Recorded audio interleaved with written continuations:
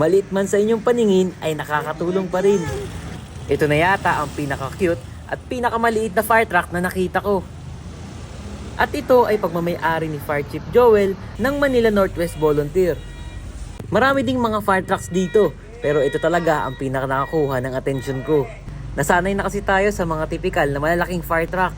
Kaya natuwa ako nung nakita ko to na para lang isang laruan. Kaya sinunod din ang pangalan nito sa laruan. Pero wag ka, dahil kompleto din ito sa gamit kagaya ng mga tipikal na fire truck. Gaya ng hose, pump, nozzle at ladder. Wala nga lang itong dalang tubig. Kaya direkta itong nakakabit sa mga hydrant o kaya sa isang fire truck na may lamang tubig. Meron kasing iba't ibang klase ng mga fire truck. Pero basta, ito yung pinakamaliit pero kaya namang mag-apulan ng apoy.